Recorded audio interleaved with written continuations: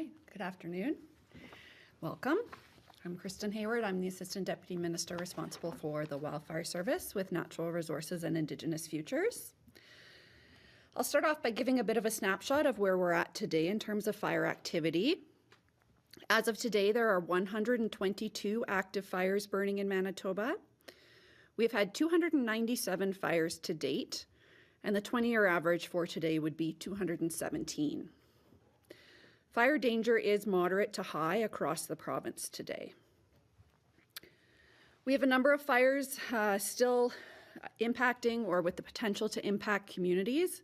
So I'll just run through a list and some updates that we have on those. I'll start in Garden Hill. Fire North 79 remains out of control. Resources have been assigned and have been making some progress there, though it has been a bit challenging just due to smoke conditions and some pretty intense fire activity there.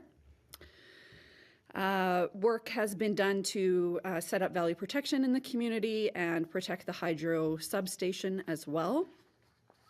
Over in the Lynn Lake area, Fire North 2 continues to look really good. We're beginning some reclamation work and working on just addressing the few hotspots that remain on that fire. The main concern for Lynn Lake remains Fire North 42, which is south of the community. And that fire is estimated to be around 12,500 hectares. Crews are working east along the north part of that fire just to help secure the hydro corridor, which remains the main concern that can be impacted from that fire. Power is still on in the community as of this morning. In the Leaf Rapids area, there are 5 fires in the vicinity of Leaf Rapids. But the good news is that that community did receive precipitation yesterday, and most of those fires did exhibit fairly low fire activity as a result. North 26 remains about 7 to 9 kilometers southwest of the community. North 47 along Provincial Road 493 to South Indian Lake did show some growth, but it's all been in a direction away from the community and away from the road. Fire North 112 south of the Rattan Mine is a newer fire in that area, but it is under control. Fire North 113 is approximately 8 to 10 kilometers northwest of Leaf Rapids. It's about 90 hectares, and we're assessing options to action that fire. And Fire North 119 is in the proximity of Churchill Lodge, and we are assigning resources to that fire. In the Thompson area, that fire is just over 163,000 hectares. That's Fire North 61. We've had good weather there for firefighting in recent days, and we've been able to make some really good progress. Building dozer guards, working any hot spots along the highway. And so we're really pleased with the progress we've been making in that area. Moving to the Gillam to Tasqueyac Cree Nation area, we're making good progress in the community of Split Lake. There is a new fire that we're watching in the York Landing area. We'll be assigning resources to that one today. In Cross Lake, Fire 5 continues, to be around the same size as it has been. There was some concern about impacts to the community of Woboden or Highway 6 from portions of that fire, and at this time the fire is not posing a threat to either of those. I'll move into the West region, focusing on the Snow Lake area. So a lot of activity in that region over the weekend. There's 3 fires in proximity to Snow Lake, West 52, West 53, and West 59. The one of main concern is West 52, which is over 17,000 hectares. They did get rain on that fire yesterday, and so they've been able to, make a bit of progress yesterday and hopefully more today. Finally, in the eastern region, Fire 61, one of the original fires, does remain our primary concern in that region. Very active on the north flank of that fire. And that fire continues to burn into Atikamekw Provincial Park and now is making its way into the province of Ontario. In terms of out-of-province resources, we have 248 personnel assisting us from other jurisdictions today. That includes 221 firefighters and 22 incident management team and overhead personnel.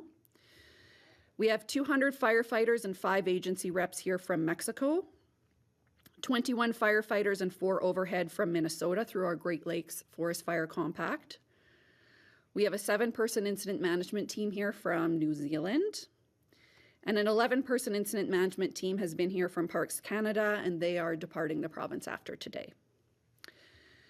Later today, we do expect 2 incident management teams to arrive from Australia, 42 firefighters and 1 agency rep from New Zealand. We also expect to receive a water bomber group from Quebec today. I'll pass it over to Christine to carry on with the rest of the updates. Thank you, Kristen. I'm Christine Stevens. I'm the Assistant Deputy Minister responsible for the Manitoba Emergency Management Organization. As of today, there are 12,000 Manitobans who have been evacuated from their communities at this time, and 8 communities have evacuated with no new evacuations in the past 24 hours. There are currently 18 states of local emergency, and Manitoba currently has over 6,000 individuals in hotels occupying over 2,100 hotel rooms in Manitoba, and there are 1,300 people in hotel rooms in Ontario. There are currently 3 reception centers, but in Winnipeg, the current reception center is the Leela Soccer Complex, which is operating 24/7. At this moment, there are 2 provincially run congregate shelters that have been established and that are accepting evacuees, those being the Leela Sports Complex and the University of Winnipeg Rec Complex. We do have additional sites that have been stood up and are on standby should they be required. We've discussed this previously, but the decision to evacuate is not made lightly. It is made based on real-time assessments of risk, road access, smoke, and the medical needs of communities. And those decisions are made with local leadership making that decision. So for those that may need to evacuate or who are headed to safety now, we just want to remind people that when they're planning to leave or leaving, that it's important for them to pack their medications, their ID, their phone chargers, important documents, baby supplies, and a change of clothes. If you're asked to leave, we ask that you also don't delay. And once you've left, we also ask that you please don't go back until local authorities do indicate that it's safe for you.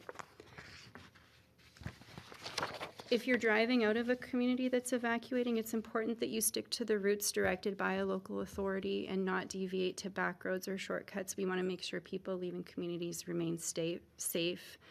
We do realize that this is a stressful time, but help is awaiting at reception and congregate shelters should you need it.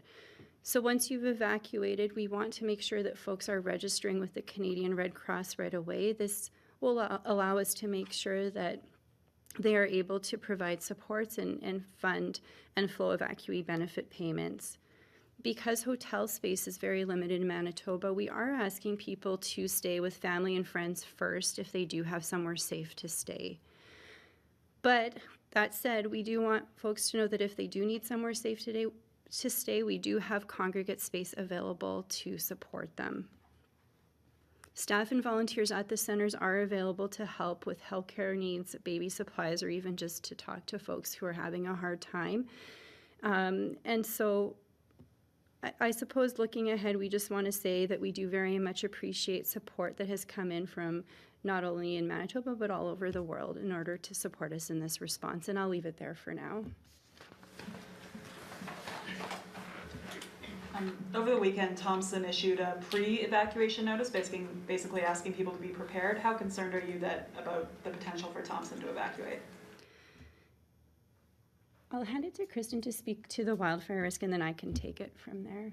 Sure. So as I kind of updated there, we've had some pretty decent weather to assist us in the firefighting effort. So we're quite confident in the protections that we put in place between the fire and the city of Thompson. Of course, there's always an unknown. The weather can create different situations, but based on what we've done today, we're feeling pretty good about where we're at with Thompson right now. Right, and so pre-planning has happened, and there are logistics and plans in place should Thompson need to evacuate. But at this time, they're just sort of in a holding pattern as we monitor. I mean, if things take a turn for the worse and weather gets bad, Thompson needs to evacuate, where are all these people gonna go? It's a pretty big city. You know, we do have plans in place for where folks will go.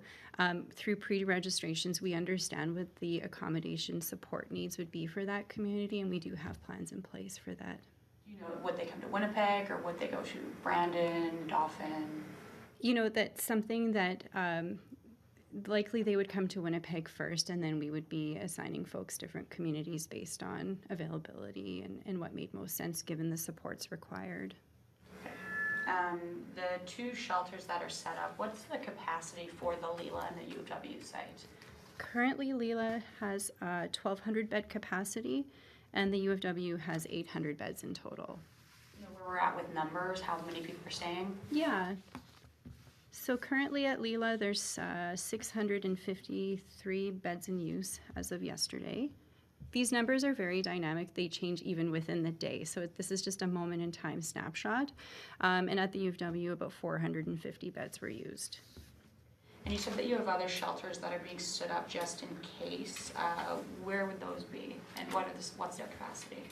So we have Billy Mosienko with the capacity of 250 beds, the Portage Curling Rink with 350, Iroquois with 280, RBC Convention Center, which will be set up for 4,000, and the Red River X grounds, the buildings there, with capacity for 450. So that's over 7,000 spaces that have been stood up. And just to be clear, no one's staying there yet? Oh, the only two shelters we have folks in currently is Leela and the U of W.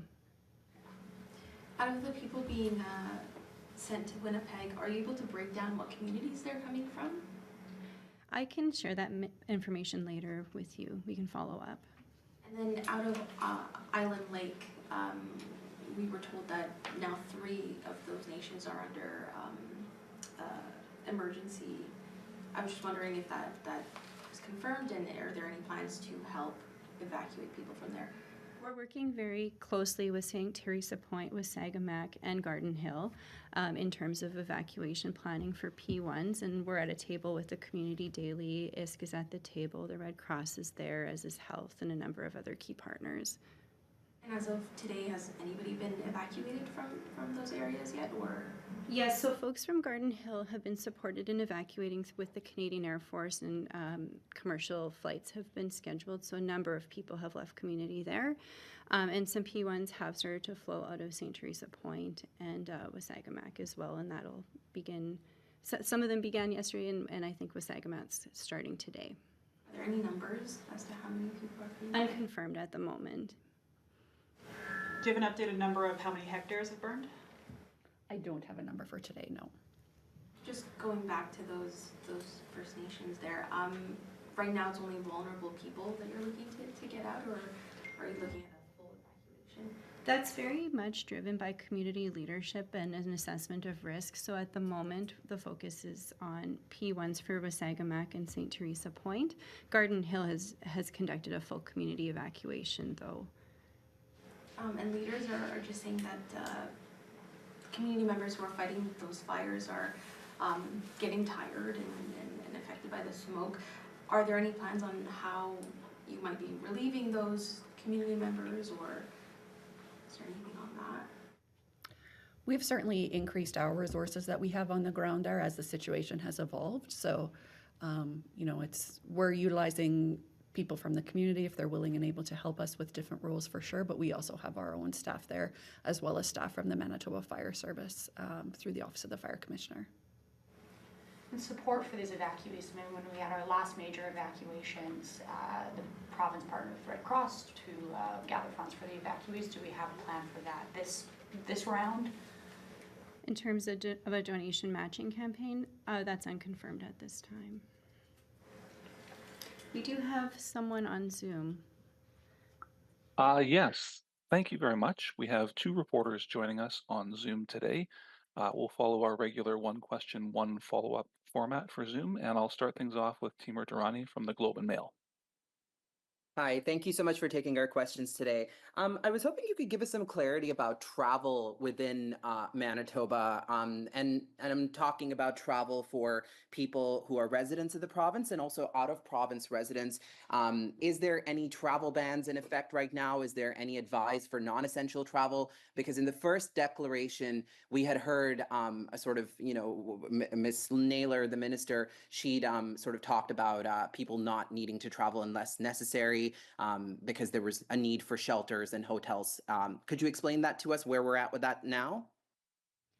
You know, the message hasn't changed. Manitoba remains open, but we are asking folks traveling here and traveling within the province to be really mindful of where they're going and, where they're staying and what the risk might be in terms of fire risk or movement of people due to evacuations.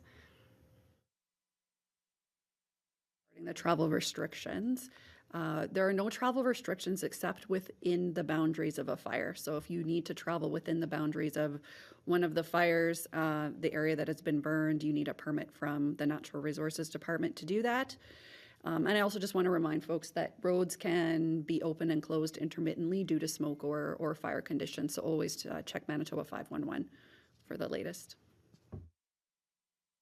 Thank you. I'm going to do a little double part question, two different questions. I'm sorry, I only get two, but I'm going to quickly ask a quick number on the evacuees as of today, if you could give us that, because it was 12,600 we'd heard last week, but any quick number on that. And then I also, more importantly, I want to ask about Thompson a little bit.